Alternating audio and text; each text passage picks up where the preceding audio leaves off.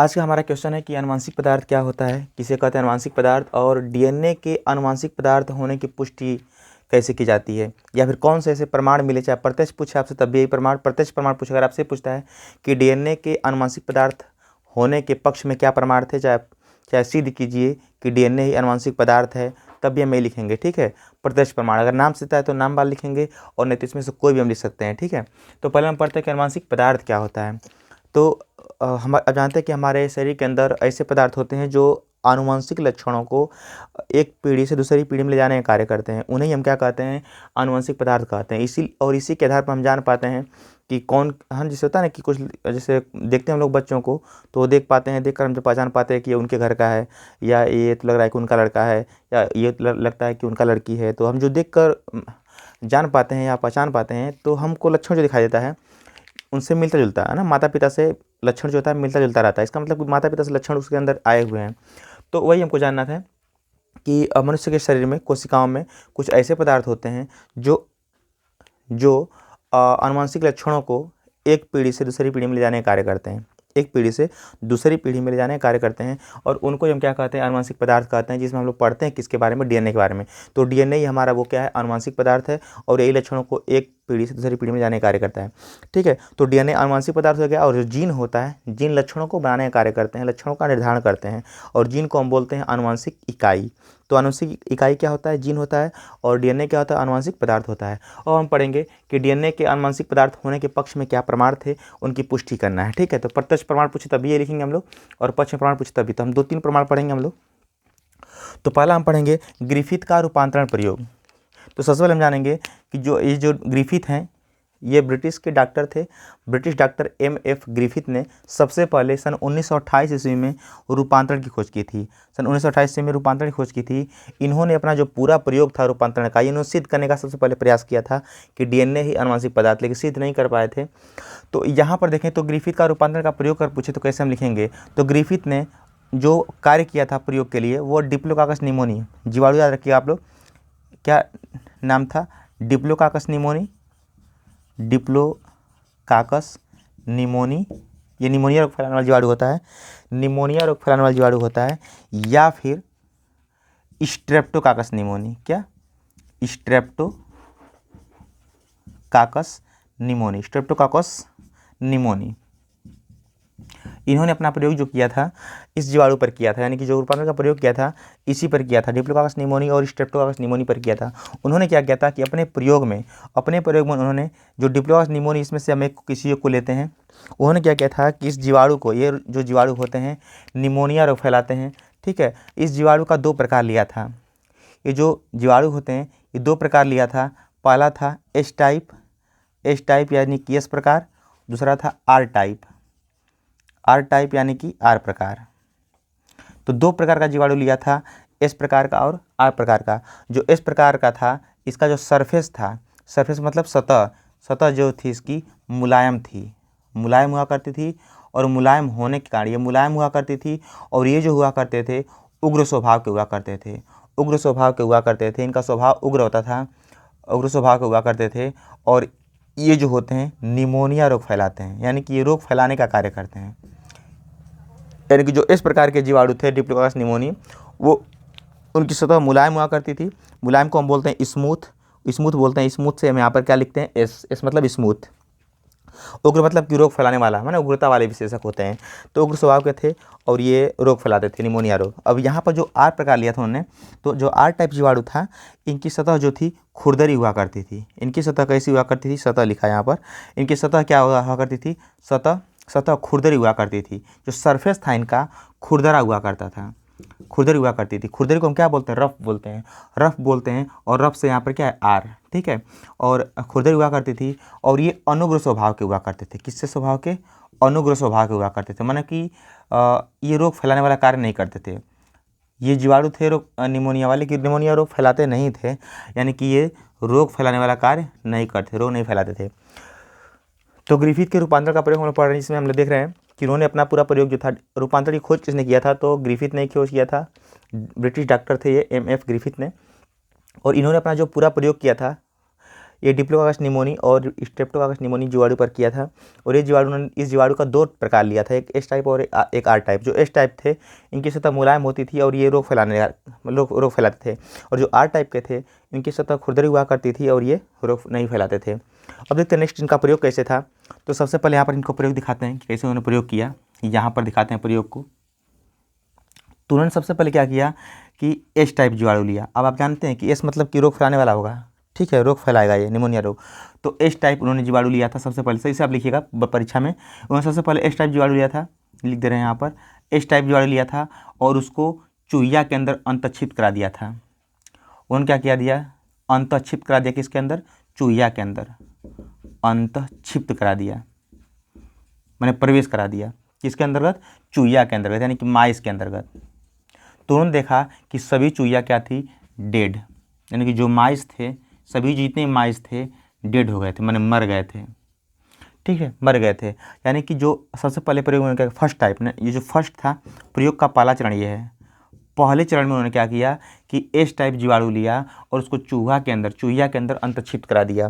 तो देखा कि सभी चूहे कैसे थे, मर गए थे। क्यों, क्योंकि उनको निमोनिया हो गया था। उन्होंने फिर क्या किया सेकेंड स्टेप में कि heat killed HIAT heat killed S type लिया था, हीट किल्ड एस टाइप जीवाणु लिया, मैंने कि जो इस प्रकार के थे उसको हम हिंदी में लिख सकते हैं कि मृत एस टाइप, मैंने गर्म करके उसको मार दिया था। तो मृत एस टाइप लिया था और मृत एस टाइप को फिर क्या किया था, अंतःक्षिप्त करा दिया, किसके अंतर्गत, चूहिया के अंतर्गत। तो देखा जब करा दिया अंतःक्षिप्त चूहिया के अंतर्गत, तो देखा कि जो सभी चूहिए थे कैसे थे, लाइव थे, माने जीवित थे, कोई नहीं मरा था, क्योंकि किसी को भी निमोनिया रोग नहीं हुआ था। थर्ड चरण में उन्होंने क्या किया, थर्ड चरण में उन्होंने क्या किया कि आर टाइप, जीवित आर टाइप लिया था, जीवित आर टाइप जीवाणु लिया था और फिर उसको प्रवेश कराया किसके अंदर, चूहिया के अंदर, चूहिया के अंदर। तो देखा कि सभी चूहिया कैसे थी, लाइव थी, जीवित थी, ठीक है, जीवित थी, क्योंकि ये जो आर टाइप है, आप पढ़ चुके कि आर टाइप जो होता है रोग नहीं फैलाता है, यानी किसी चूहे को रोग नहीं हुआ और सभी जीवित थे। और लास्ट चौथा चरण जो था, चौथा चरण, उसमें उन्होंने क्या किया कि उन्होंने हीट किल्ड एस टाइप लिया, हम सीधे लिख दे रहे हैं शार्ट में, मृत एस टाइप और जीवित आर टाइप, ठीक है, जीवित आर टाइप जीवाणु लिया है ना, आर टाइप। उन्होंने क्या किया कि मरा हुआ एस टाइप, यानी कि जो हीट किल्ड एस टाइप था उसी को लिया। तो हीट किल्ड एस टाइप लिया, मैंने गर्म करके मार दिया गया था जो, वो वाला एस टाइप लिया और जीवित आर टाइप लिया था। और उन्होंने चूहिया के अंदर फिर क्या किया कि अंतःक्षिप्त करा दिया। तो देखा कि जो कुछ चूहे थे मर गए थे, यानी कि सम माइस डाई, ठीक है। उन्होंने क्या किया, देखा कि कुछ चूहिया जो थी मर गए थे, है ना। और जब मर गई थी, ये पूरा प्रयोग था। फिर से बताते हैं आप लोगों को कि पहले चरण में उन्होंने क्या लिया, इस प्रकार का जीवाणु लिया और उसको चूहिया के अंदर अंतःक्षिप्त करा दिया। तो देखा कि सभी चूहे कैसे थे, मर गए थे। क्यों ऐसा हुआ था, क्योंकि सभी को निमोनिया रोग हो चुका था, क्योंकि निमोनिया रोग फैलाता है। दूसरे चरण में क्या लिया, हीट किल्ड एस टाइप, मैंने कि गर्म करके एस टाइप को मार दिया था, यानी कि आप सीधे लिख सकते हैं कि मृत एस टाइप लिया था। और फिर प्रयोग किया, उसको क्या किया कि चूहे के अंदर प्रेस करा दिया। तो देखा कि सभी चूहे कैसे थे, जीवित थे, क्योंकि ये रोग नहीं फैला पाया था निमोनिया। थर्ड चरण में क्या किया, तीसरे चरण में क्या लिया उन्होंने कि आर टाइप जीवाणु लिया और आर टाइप जीवाणु को चूहिया के अंदर अंतःक्षिप्त कर देखा तो सभी जीवित थे, क्योंकि ये निमोनिया रोग फैलाता ही नहीं है। फिर देखा उन्होंने लास्ट चरण में कि मृत एस टाइप लिया और जीवित आर टाइप लिया और फिर को क्या किया कि फिर वही प्रयोग करा किया उन्होंने, सेम वही कार्य कि चूहिया के अंदर अंतःक्षिप्त करा दिया। देखा कुछ जो चूहिया थी वो सभी मर गई थी और सभी जीवित थे। तो जो मर गए थे उसके अंदर जो रासायनिक पदार्थ थे उनको अलग करके उन्होंने जब विश्लेषण किया तो उन्होंने पाया कि जो एस टाइप के जो रासायनिक पदार्थ थे उसको आर टाइप ने ग्रहण कर लिया था। फिर से सुनिए ध्यान से, चौथे चरण में प्राप्त जो मरे हुई चूहिया थी, चौथे चरण में जो मरी हुई चूहिया थी उनका उन्होंने विश्लेषण किया। विश्लेषण करने पर उन्होंने पाया कि जो एस टाइप थे तो मरे हुए थे, मृत एस टाइप है, तो एस टाइप के कुछ रासायनिक पदार्थों को आर टाइप ने क्या किया था कि ग्रहण कर लिया था। एस टाइप के यानी जो इस प्रकार की जीवाणु थे मरे हुए भले थे लेकिन उनके अंदर जो रासायनिक पदार्थ है वो तो था ही, ठीक है। तो इस टाइप के कुछ रासायनिक पदार्थों को आर टाइप ने ग्रहण कर लिया था और ग्रहण करने के बाद ये बदल गई थी, किसमें, आर टाइप वाली एस टाइप में बदल गई थी। और आप जानते हैं कि जब एस टाइप बदल जाएगा तो आर क्या है, जीवित हैं, और जब बदलेंगे एस टाइप में जीवित रूप में तो क्या हो जाएगा, यही फिर फैलाएंगे निमोनिया रोग और कुछ चूहे मर जाएंगे, ठीक है। तो उन्होंने फिर से देखिए क्या किया कि जो चौथा चरण में यानी कि अंतिम चरण में जो मरी हुई चूहियाँ थी उनका उन्होंने विश्लेषण किया और विश्लेषण में उन्होंने पाया कि एस टाइप जीवाणु के कुछ रासायनिक पदार्थों को आर टाइप ने ग्रहण कर लिया था और वो बदल गई थी एस टाइप में, और इस प्रकार कुछ चूहियों को निमोनिया रोग हो जाता है और कुछ चूहियाँ मर जाती हैं इसीलिए। ठीक है, तो उन्होंने क्या किया, उन्होंने बस ये तो प्राप्त कर लिया कि कोई ऐसा पदार्थ है ना, जो रोग को ले जाने का कार्य कर रहा है, लेकिन ये सिद्ध नहीं कर पाए कि वो डीएनए ही है। यहाँ पर आप देख पा रहे हैं कि जो डीएनए होता है वो निर्जीव पदार्थ होता है। ये मरा हुआ व्यक्ति हो चाहे कोई भी चीज़ जो सजीव हो, और मर जाता है तब भी उसके अंदर रहता है, जीवित रहता है तब भी उसके अंदर रहता है, ये खत्म नहीं होता है, निर्जीव पदार्थ है। तो ये तो देख पाए कि इस टाइप के अंदर कुछ रासायनिक पदार्थ थे जो आर टाइप को इस टाइप बदल देते हैं, लेकिन और वो था क्या, डीएनए। लेकिन सिद्ध नहीं कर पाए थे, बता नहीं पाए थे कि वो डीएनए ये बता पाए थे कि कुछ पदार्थ ऐसा है जो लक्षणों को ले जाने का कार्य कर रहा है, यानी कि एस टाइप का लक्षण जो है आर टाइप में जा करके उसको बदल दे रहा है एस वाले में, लेकिन ये स्पष्ट नहीं कर पाए कि वो डीएनए ही आनुवंशिक पदार्थ है या डीएनए ही वो कार्य कर रहा है। ठीक है, इनका प्रयोग यहीं पर खत्म होता है। अगर पूछेगा आपसे कि ग्रिफिथ का रूपांतरण का प्रयोग क्या होता है तो बस इतना लिखना रहेगा आप लोगों को। नेक्स्ट चलते हैं हम लोग सेकेंड पार्ट इसका। ठीक है, अब इसके बाद क्या हुआ कि उनके प्रयोग के बाद, यानी कि जो ग्रिफिथ ने प्रयोग किया था, ग्रिफिथ के प्रयोग के बाद एवेरी, मैकलियार्ड और मैकार्टी, इन तीनों वैज्ञानिकों ने क्या है, एवेरी, मैकलियार्ड और मैकार्टी ने अपना प्रयोग किया। और इन्होंने अपने प्रयोग में क्या किया कि जो पहले प्रयोग किया गया था रूपांतरण का प्रयोग, तो रूपांतरण के प्रयोग की विवेचना करने के लिए इन्होंने एक प्रयोग किया। ठीक है, इन्होंने क्या किया कि इन्होंने जो प्रयोग किया सन 1900, ब्लैक ले लेते हैं मार्कर,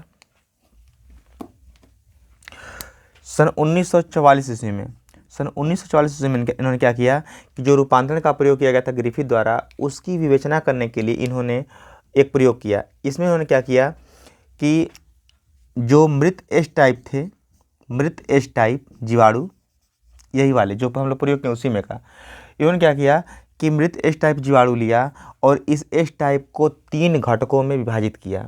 इन्होंने एवेरी, मैकलियार्ड और मैकार्टी ने सन 1940 ईस्वी में क्या किया कि प्रयोग किया, जो ग्रिफिथ का रूपांतरण का प्रयोग था उसकी विवेचना करने के लिए, उसकी अवहेलना करने के लिए। और उन्होंने क्या किया कि मृत एस टाइप जीवाणु लिया और मृत एस टाइप जीवाणु को 3 घटकों में विभाजित किया। ये घटक कौन कौन से थे, तो पहला था डीएनए, एक घटक था डीएनए, दूसरा था कार्बोहाइड्रेट, दूसरा था कार्बोहाइड्रेट था, तीसरा था प्रोटीन, तीनों ने क्या किया कि अपने प्रयोग के लिए डीएनए को, ठीक है, तो उन्होंने क्या किया कि मृत एस टाइप जीवाणु थे उसको 3 भागों में विभाजित किया और तीनों भागों को अलग अलग संवर्धन माध्यम में उन्होंने क्या किया, रखा। और जो तीनों जैसे संवर्धन माध्यम एक हो गया, दूसरा संवर्धन माध्यम और तीसरा संवर्धन माध्यम, और जो तीनों संवर्धन माध्यम हैं, इन तीनों संवर्धन माध्यम में पहले से आर टाइप जीवाणु मौजूद थे, पहले से मौजूद थे, है ना। तो देखिए इसमें प्रयोग में उन्होंने क्या किया कि सन 1944 ईस्वी में रूपांतरण की विवेचना करने के लिए इन तीनों ने मिलकर एक प्रयोग किया, जिसमें उन्होंने एस टाइप जीवाणु लिया और एस टाइप जीवाणु के जो अंदर रासायनिक पदार्थ थे उनको 3 भागों में विभाजित किया और तीनों को अलग अलग संवर्धन माध्यम में रखा, जिसमें पहले से आर टाइप मौजूद थे बैक्टीरिया। ठीक है, अब क्या किया कि पूरे इस प्रयोग को पूरा होने के लिए कुछ देर तक इन्होंने छोड़ दिया, और जब प्रयोग हो गया तो प्रयोग के अंत में उन्होंने देखा कि जो कार्बोहाइड्रेट था इसमें आर टाइप के ही थे, कुछ भी परिवर्तन नहीं हुआ था, और जो प्रोटीन वाला आर टाइप था इसमें भी आर टाइप में ही था, लेकिन यहाँ पर क्या था कि जो आर टाइप थे एस टाइप में बदल गए थे। क्यों? क्योंकि जो डीएनए या ये तीनों जो पार्ट हैं ये एस टाइप वाले ही हैं। ठीक है, तीनों जो एस टाइप से ही निकाले गए हैं। तो यहाँ पर क्या हुआ था कि जो डीएनए था एस टाइप का वह आर टाइप को एस टाइप में बदल दिया था, है ना, एस टाइप में बदल दिया था। और इस प्रकार उन्होंने सिद्ध किया कि डीएनए ही आनुवंशिक पदार्थ है जो एस टाइप के लक्षणों को आर टाइप में ले जा रहा है और उसको बदल दे रहा है किसमें, एस टाइप में। इस प्रकार उन्होंने सिद्ध किया। तो सबसे पहले किसने सिद्ध किया कि डीएनए आनुवंशिक पदार्थ है, तो बताएंगे आप लोग एवेरी, मैकलियार्ड और मैकार्टी। ठीक है, ये हो गया। फिर सुनिए उन्होंने क्या किया, एक बार फिर सुन लीजिए आप लोग कि क्या क्या उन्होंने। ठीक है, उन्होंने क्या किया कि रूपांतरण की प्रयोग की विवेचना करने के लिए सन 1944 ईस्वी में इन्होंने अपना प्रयोग किया, जिसमें एस टाइप जीवाणु लिया और उसके रासायनिक पदार्थों को 3 भागों में विभाजित किया और तीनों भाग जैसे डीएनए, कार्बोहाइड्रेट और प्रोटीन 3 भागों में विभाजित किया और तीनों भागों को अलग अलग संवर्धन माध्यम में रखा जिसमें पहले से आर टाइप मौजूद थे और पूरे प्रयोग को सही तरीके से होने के लिए कुछ देर तक उन्होंने छोड़ दिया और प्रयोग के अंत में जब देखा उन्होंने तो आर टाइप जो कार्बोहाइड्रेट वाले थे उसमें कोई परिवर्तन नहीं हुआ था, प्रोटीन वाले जो आर टाइप थे इसमें भी कोई परिवर्तन नहीं हुआ था, लेकिन जो डीएनए वाला आर टाइप था वह एस टाइप में परिवर्तित हो चुका था। तो इससे उन्होंने यह निष्कर्ष निकाला कि जो आर टाइप के विशेषक हैं, जो जीन हैं या जो लक्षण हैं वो डीएनए पर ही उपस्थित हैं, इसीलिए आर टाइप को आर टाइप में प्रवेश करके और उसको एस टाइप में बदल दे रहे थे और इस प्रकार इन्होंने सिद्ध किया कि डीएनए ही वह आनुवांशिक पदार्थ है। ठीक है, तो ये सिद्ध हो रहा है कि नहीं? तो आप इसको लिख सकते हैं आसानी से। अगर पूछता है कि सिद्ध कीजिए कि डीएनए का आनुवांशिक पदार्थ है तो इसको आप डेफिनेटली लिख सकते हैं, बस इसी एक को लिख सकते हैं, कोई एक ही जब पूछेगा तो दूसरा वाला लिख सकते हैं आप लोग ना, समझ में आ रहा है? दूसरा वाला लिख सकते हैं आप लोग। नेक्स्ट हम चलते हैं हर्शे व चेस का पारगमन का प्रयोग। ये प्रश्न आपसे बोर्ड में पूछा जाता है अलग से, है ना, इसको अलग से पूछा जाता है और जो एवेरी, मैकलियाड और मैकार्टी का प्रयोग था उसको पूछा जाता है। तो आपसे इससे पूछा कि सिद्ध कीजिए हर्शे और चेस का पारगमन प्रयोग क्या है, चाहे पूछेगा आपकी हर्शे और चेस के प्रयोग द्वारा सिद्ध कीजिए कि डीएनए आनुवंशिक पदार्थ है, तो हम क्या करेंगे, इसको डिफाइन करेंगे। ठीक है, चलिए हम देखते हैं क्या कहते हैं इसको। तो हर्शे और चेस ने सन 1952 ईस्वी में पारगमन का प्रयोग किया था और इन्होंने ई कोलाई बैक्टीरिया लिया था, ई कोलाई जीवाणु लिया था और ई कोलाई जीवाणु जो लिया था उसको 2 अलग अलग संवर्धन माध्यम में रखा। ठीक है, वो ध्यान से सुनिएगा लेक्चर को, तभी समझ में आएगा क्योंकि बहुत ज़्यादा कठिन है। ठीक है, तो इन्होंने क्या किया था कि ई कोलाई जीवाणु लिया था और ई कोलाई जीवाणु को 2 अलग अलग संवर्धन माध्यम में रखा। एक संवर्धन माध्यम था जिसमें रेडियो एक्टिव सल्फर यानी S35 था, रेडियोधर्मी S35 था और दूसरे संवर्धन माध्यम में रेडियोधर्मी P32 था। ठीक, समझ में आ रहा है? फिर से सुनिए, इन्होंने अपने प्रयोग में ई कोलाई जीवाणु लिया और ई कोलाई जीवाणु को 2 अलग अलग संवर्धन माध्यम में रखा। एक माध्यम जिसमें सल्फर 35 था रेडियोधर्मी और दूसरा माध्यम जिसमें फास्फोरस 32 था और दोनों क्या थे, रेडियोधर्मी थे। तो उन्होंने देखा कि जो रेडियोधर्मी सल्फर 35 था वह अमीनो अम्ल के साथ जुड़कर प्रोटीन का निर्माण कर रहा था और जो P32 था रेडियोधर्मी वह न्यूक्लियोटाइड से जुड़ करके डीएनए का निर्माण कर रहा था। ठीक है, अब क्या किया कि इन दोनों माध्यमों में फिर जीवाणु भोजी वायरस को प्रवेश करा दिया। इन दोनों माध्यमों ने क्या किया फिर कि जीवाणु भोजी वायरस को प्रवेश करा दिया। तो होता क्या है कि जो ये देखिए यहाँ पर देखिए हम लोग इसमें, ठीक है, तो देखिए होता क्या है कि जैसे हमने ये जीवाणु है, जीवाणु के ऊपर ये जो वायरस था जीवाणु भोजी, ये जीवाणु भोजी वायरस है। ये इसमें जो डीएनए होता है, क्या जीवाणु भोजी वायरस क्या करता है कि अपना डीएनए को इस जीवाणु के अंदर छोड़ देता है और ये फिर से जो डीएनए होता है जीवाणु भोजी वायरस का जब छोड़ देगा इसके अंदर से तो ये पूरा खत्म हो जाएगा यहाँ से और डीएनए कई भागों में टूट जाएगा इससे छोटे छोटे खंडों में। और जितने खंडों में जीवाणु भोजी वायरस का डीएनए टूटेगा, जितने खंड टूटेगा, हर एक खंड विकसित होकर के एक एक जीवाणु भोजी वायरस को बनाएगा और जब जीवाणु भोजी वायरस पूरा इसके अंदर जीवाणु के अंदर विकसित हो जाएंगे तो पूरे बैक्टीरिया की कोशिका जीवाणु कोशिका फट जाएगी और वो सभी बाहर निकल आते हैं। यही पारगमन होता है। ठीक है, तो यहाँ पर देखिए जब उन्होंने जीवाणु भोजी वायरस को प्रवेश करा दिया दोनों माध्यमों में तो उन्होंने देखा कि दोनों माध्यम में जो प्राप्त विषाणु थे, यानी कि जैसे यहाँ से देखिए विषाणु बनेंगे ना, इसे बताया हमने आपको कि जब इसको प्रवेश कराएंगे जीवाणु भोजी वायरस को जीवाणु पर तो होगा क्या कि अपने डीएनए को ये छोड़ देगा इस जीवाणु के अंदर और डीएनए कई भागों में टूट जाएंगे और टूटने के बाद इन डीएनए से, ये डीएनए जो होगा बैक्टीरिया के डीएनए से भी जुड़ जाता है, जीवाणु के डीएनए से भी जुड़ जाता है और जुड़ने के बाद हर एक डीएनए से क्या बनता है, जीवाणु भोजी वायरस बनता है और जब पूरी ये सेल भर जाती है तो ये फट जाती है और फिर जीवाणु भोजी वायरस निकल जाते हैं। ठीक है, तो ये पूरी प्रक्रिया होती है। तो यहाँ पर देखिए उन्होंने क्या किया कि दोनों संवर्धन माध्यमों में जीवाणु भोजी वायरस को प्रवेश कराया। तो प्रवेश कराने के बाद जो वायरस बने उन वायरसों को दोनों माध्यम में जो प्राप्त वायरस थे, विषाणु थे, उनका परीक्षण किया और परीक्षण करने के बाद उन्होंने पाया कि 2 प्रकार के विषाणु प्राप्त होते हैं। ठीक है, दोनों माध्यम में से अलग अलग प्रकार के विषाणु प्राप्त होते हैं। एक विषाणु प्राप्त होते हैं जिनमें रेडियोधर्मी प्रोटीन थी और दूसरा विषाणु का प्रवक्ता है जिसमें रेडियोधर्मी डीएनए था, क्योंकि ये डीएनए वाला रेडियोधर्मी वाला है और ये प्रोटीन वाला है, इसीलिए। तो इसमें क्या हुआ कि दोनों माध्यम में प्राप्त विषाणु का परीक्षण उन्होंने जब किया तो पाया कि एक जीन में रेडियोधर्मी एक्टिव प्रोटीन थी और दूसरा जीन में रेडियो एक्टिव डीएनए था। ठीक है, अब क्या किया कि इन दोनों जो भी वायरस थे, दोनों जो वायरस थे, इन दोनों प्रकार के वायरसों को फिर क्या किया, जीवाणु भोजी वायरस को एक सामान्य यानी कि इस सामान्य जीवाणु के अंदर प्रवेश कराया। और जब सामान्य जीवाणु के अंदर प्रवेश कराया तो पूरा फिर से प्रयोग हुआ, यानी कि पूरे प्रयोग के लिए पूरा छोड़ दिया और दोनों के परीक्षण पर, यानी कि दोनों का जो, यानी कि ये वाला जो जीवाणु पर प्रवेश कराए थे और ये वाला जीवाणु प्रवेश कराए थे, तो दोनों का परीक्षण किया और दोनों के परीक्षण पर उन्होंने पाया कि जो प्रोटीन युक्त जीवाणु थे, वायरस थे, जो प्रोटीन युक्त वायरस थे वह जीवाणु को चिन्हित करने में असमर्थ थे, यानी जीवाणु को चिन्हित नहीं कर पा रहे थे। जो प्रोटीन युक्त माने प्रोटीन वाले जो वायरस थे जिसमें प्रोटीन वाली थी, तो प्रोटीन युक्त जो जीवाणु थे वह वायरस को चिन्हित करने में, जीवाणु को चिन्हित करने में असमर्थ थे। और जो डीएनए युक्त विषाणु थे वह जीवाणु को चिन्हित करने में सक्षम थे। इस प्रकार उन्होंने सिद्ध किया कि डीएनए ही आनुवंशिक पदार्थ है, न कि प्रोटीन। ठीक है, अब आते हैं कैसे लिखेंगे परीक्षा में आप लोग। तो देखिए यहाँ पर लिखेंगे कि हर्शे और चेस ने सन 1992 ईस्वी में पारगमन का प्रयोग किया था। इस प्रयोग में उन्होंने ई कोलाई जीवाणु लिया था और इसको ई कोलाई जीवाणु को दो अलग अलग माध्यमों में रखा था। एक माध्यम जिसमें रेडियोधर्मी सल्फर 35 था और दूसरा माध्यम जिसमें रेडियोधर्मी फास्फोरस 32 था। ठीक, जो रेडियोधर्मी सल्फर 32 था वह अमीनो अम्लों से जुड़कर प्रोटीन का निर्माण करता है और जबकि जो फास्फोरस 32 होता है वह न्यूक्लियोटाइड्स जुड़कर डीएनए का निर्माण करता है।